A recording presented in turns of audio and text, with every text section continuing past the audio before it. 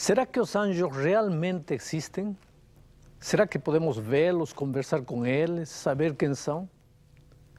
É verdade que quando em perigo eles correm para nos ajudar?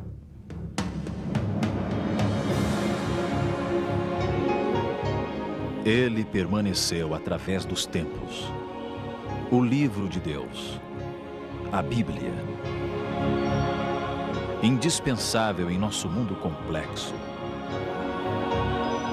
Está escrito, transmitindo esperança ao redor do mundo. Apresentado por Alejandro Bulhon. Hoje, a atuação dos anjos. Rosi é uma garota como qualquer garota brasileira. Ela vende livros e, por tal motivo, viaja de um lugar para outro usando os mais variados meios de transporte. Outro dia, ela pegou carona com um caminhoneiro. No início, tudo parecia normal, mas depois ela percebeu que o rumo da conversa ia colocando-a numa situação constrangedora. As intenções do motorista estavam claras. Primeiro foram as palavras e depois ele partiu para os fatos. Desviou o caminhão da estrada principal, estacionou num lugar deserto e avançou sem se importar com as lágrimas da indefesa vítima. Estava tudo perdido. Ou estaria, se de repente, providencialmente, um homem alto e corpulento não batesse na porta do caminhão. O motorista jogou Rosi para fora do caminhão e fugiu. Rosi Aparecida suplicou que o homem acompanhasse até a estrada.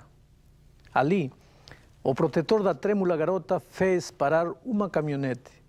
Disse a Rosi que não tivesse medo daquela pessoa e misteriosamente desapareceu como num passe de mágica. Rosi contou-me a história chorando. Sei que foi um anjo, afirmou convencida do fato. A pergunta é, existem anjos? Por algum motivo, a humanidade toda, de repente, começa a voltar sua atenção para essas criaturas celestes. Existe hoje até uma área dos estudos teológicos que se chama angiologia. Músicas, livros, novelas e filmes estão explorando o tema como nunca antes, dando origem às mais variadas ideias. Ufólogos, esotéricos e espíritas dão sua própria definição.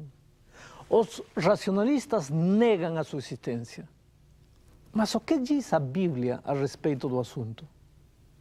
Sabe, os anjos são apresentados como mensageiros divinos, como quando um anjo visitou Agar no deserto para confortá-la, ou quando dois anjos visitaram Abraão e Ló com mensagens oportunas.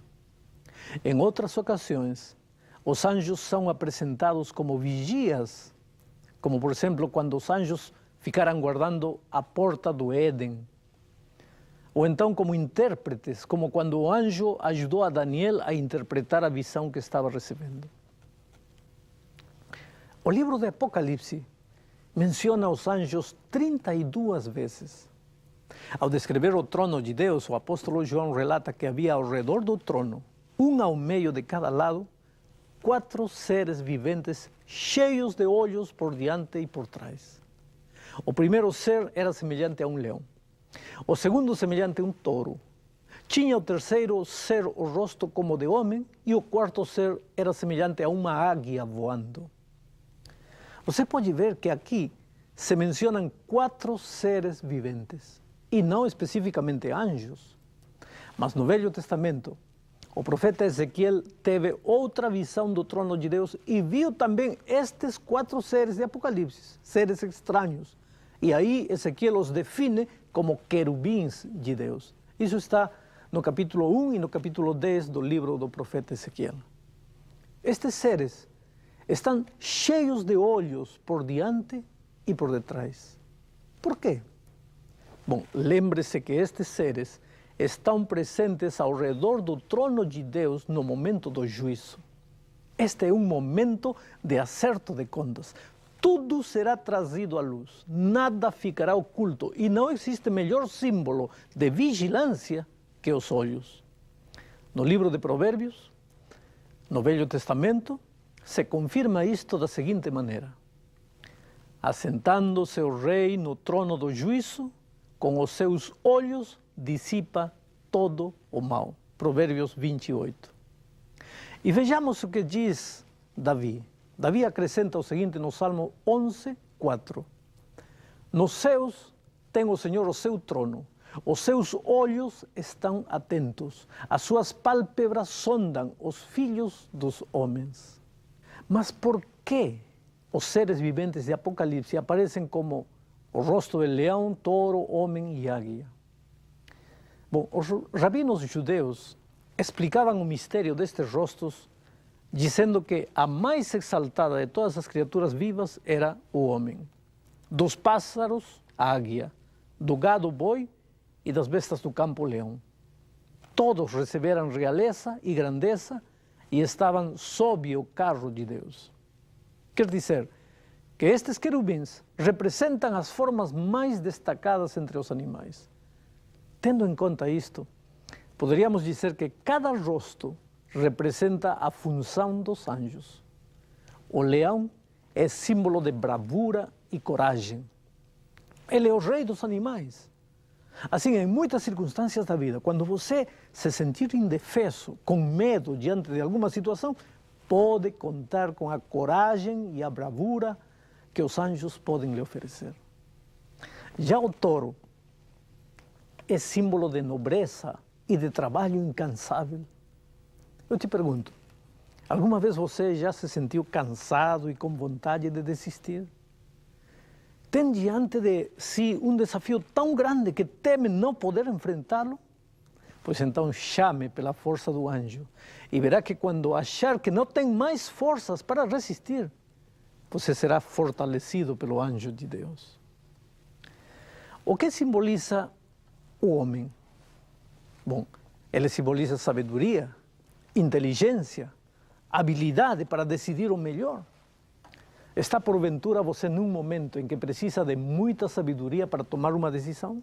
Então chame ao Senhor, que não tardará em enviar-lhe o anjo para colocar na sua mente o pensamento oportuno.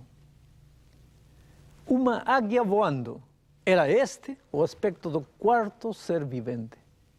Bom, águia é símbolo de rapidez extraordinária. Alguma vez você esteve com o carro descontrolado diante de um precipício e sentiu como que mãos invisíveis o livrassem de uma queda fatal? Bom, era o anjo de Deus que vinha em resposta àquele clamor instintivo: Senhor, ajuda-me. Ezequiel, capítulo 1, versículo 14, afirma que os anjos que estavam no trono de Deus corriam, saindo e voltando à semelhança de um raio, com a rapidez de um raio. Os anjos são seres espirituais, criados antes da existência da terra. Participaram da grande batalha de Lúcifer contra Cristo. O inimigo conseguiu enganar e trazer consigo a terça parte deles para a terra. Mas a grande maioria permaneceu fiel a Deus e hoje servem como agentes de salvação e ajuda aos filhos de Deus. Vejamos, por exemplo, o que diz esse Salmo. No Salmo 34, versículo 7, diz o seguinte: O anjo do Senhor acampa-se ao redor dos que o temem e os livra. Esta afirmação do salmista Davi nos traz esperança.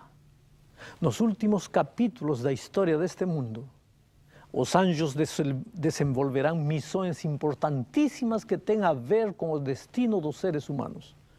Por exemplo, em Apocalipse capítulo 7, diz que são esses seres 4 anjos em pé nos 4 cantos da terra, para que nenhum vento sopre sobre a terra, nem sobre o mar, nem sobre árvore nenhuma. Quer dizer que estes anjos, nestes momentos, estão detendo a destruição final que se aproxima da humanidade. Não é reconfortante para você saber que, embora os seres humanos possam abandoná-lo, o anjo do Senhor sempre estará perto de você. Ainda nos momentos mais difíceis da vida, Ele nunca o deixará. No início da igreja cristã, Herodes mandou perseguir e matar os filhos de Deus. Dentre eles, Tiago foi morto ao fio da espada. Aqueles dias eram dias terríveis de angústia e perseguição para o povo de Deus. Pedro também estava preso, escoltado por 4 escoltas de homens, cada uma como se fosse um assassino de alta periculosidade. Assim o inimigo, ao ver que não pode fazer nada contra o próprio Jesus Cristo, sua ira se derrama sobre os seus seguidores, sem motivo. O único delito dos perseguidos, naquele tempo, era adorar ao Deus verdadeiro e obedecer a sua palavra. Veja agora a maneira como a Bíblia descreve em Atos capítulo 12, dos versos 5 a 11, o ministério protetor dos anjos. Veja o que diz. Pedro, pois, estava guardado no cárcere, mas havia oração incessante a Deus por parte da igreja a favor dele. Quando Herodes estava para apresentá-lo naquela mesma noite, Pedro dormia entre 2 soldados, acorrentado com 2 cadeias, e sentinelas à porta guardavam o cárcere. Eis, porém, que sobreveio um anjo do Senhor, e uma luz iluminou a prisão. E tocando ele ao lado de Pedro, o despertou, dizendo: levanta-te depressa. Então as cadeias caíram-lhe das mãos. Disse-lhe o anjo: cinge-te e calça as tuas sandálias. E ele assim o fez. Disse-lhe mais: põe a tua capa e segue-me. Então, saindo, o seguia, não sabendo que era real o que fazia por meio do anjo. Parecia-lhe antes uma visão. Depois de terem passado a primeira e a segunda sentinela, chegaram ao portão de ferro que dava para a cidade, o qual se lhes abriu automaticamente. E saindo, enveredaram por uma rua, e logo adiante o anjo se apartou dele. Então Pedro, caindo em si, disse: agora sei verdadeiramente que o Senhor enviou o seu anjo e me livrou da mão de Herodes e de toda a expectativa do povo judaico. Isso está registrado, como já disse, em Atos 12, 5 a 11. De tudo isto podemos deduzir que os anjos são capazes de quebrar as leis físicas, atravessar paredes e portões de ferro e realizar coisas do ponto de vista humano impossíveis. O maravilhoso de tudo é que existe um anjo de Deus perto de você. Desde o dia em que você nasceu, você tem um companheiro inseparável. Às vezes esse anjo o livra de um acidente que poderia ter lhe provocado a morte e você nem percebe. Mãos invisíveis estão protegendo diariamente a sua vida e a vida de sua família. O inimigo pode aproximar-se de você tentando destruí-lo, mas o anjo do Senhor será sempre o seu protetor. Outro dia, uma senhora pedia ajuda porque acreditava que a macumba feita pela amante do marido tinha alcançado. Tudo dava errado na vida dela. Desde que o marido a abandonara e passara a viver com uma mulher que tinha envolvimento com as forças do mal, tudo dava errado para ela. Depois de confortá-la, li para ela esta promessa registrada no livro dos Salmos, capítulo 91, versículos 10 e 12. Diz assim: nenhum mal te sucederá, praga nenhuma chegará à tua tenda, porque aos seus anjos dará ordens a teu respeito, para que te guardem em todos os teus caminhos. Eles te sustentarão nas suas mãos, para que não tropeces em alguma pedra. Ah, meu querido amigo, por que temer se a presença dos anjos de Deus garantem que você e sua família estarão seguros?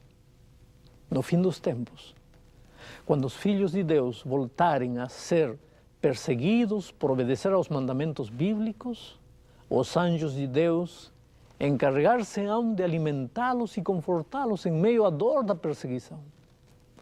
Não é tudo isto motivo de agradecimento e fidelidade a Deus? Você nunca está sozinho. Neste momento você pode aí abrir seu coração e agradecer a Deus porque Ele prometeu para você a companhia de seus anjos.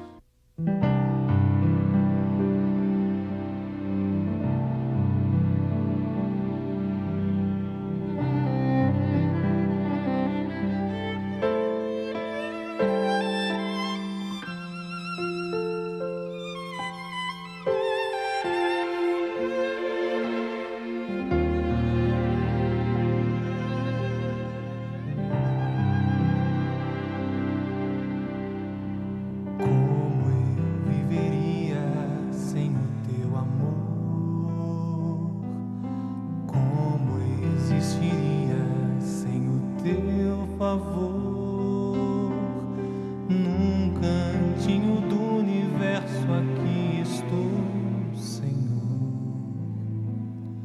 Mesmo assim consegues me encontrar.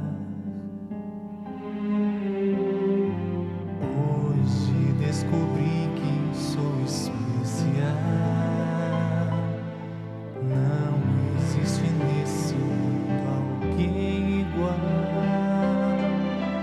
Pai, das tuas mãos eu vim e sei pra onde vou.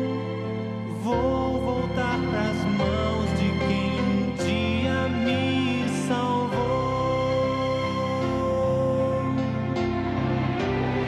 Isso faz de mim um vencedor. Isso faz de mim um sonhador. Só quem sonha sabe esperar. Só um sonhador consegue amar. Hoje quero ser um vencedor. Hoje quero em mim o teu amor. Só em ti eu quero esperar uma nova terra, um novo lar.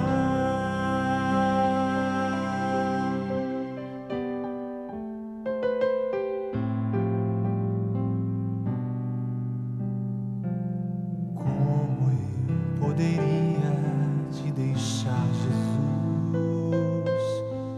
Como andaria sem a tua luz?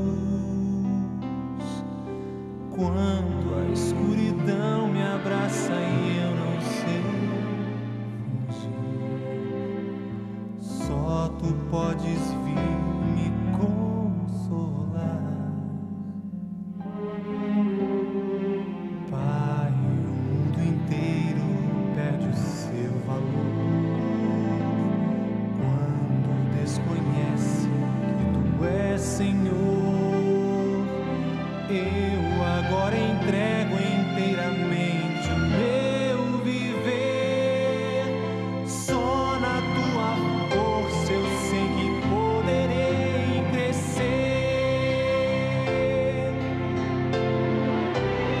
Isso faz de mim um vencedor. Isso faz de mim um sonhador. Só quem sonha sabe esperar.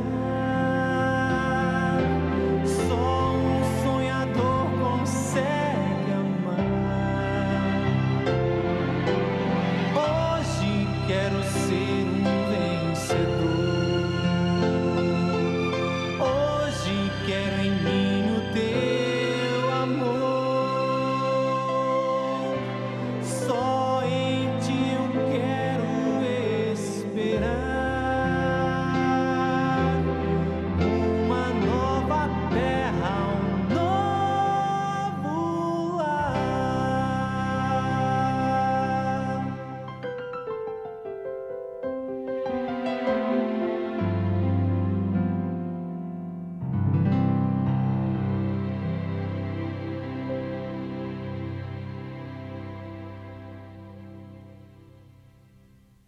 Vamos orar. Querido Pai, obrigado porque a tua mão poderosa sempre está protegendo aos teus filhos, mas tu tens um instrumento que na Bíblia encontramos com o nome de anjos. Desde o dia que cada filho teu nasceu, há um anjo cuidando dessa vida. E neste momento, quando milhares de pessoas estão assistindo o programa de televisão, temos certeza que teus anjos estão também aí, ao lado dessas pessoas. Portanto, se neste momento algum filho teu está atravessando por momentos difíceis, talvez seu casamento feito pedaços, talvez sem emprego, endividado, talvez enfermo, talvez já chegou ao limite das suas forças, não sabe mais o que fazer, não sabe a quem procurar, que olhe para o lado. Pode não ver, mas o anjo de Deus está aí, sustentando-o, dando-lhe forças, animando-o, encorajando-o. Obrigado por isso, Pai. Em nome e pelos méritos de Jesus. Amém.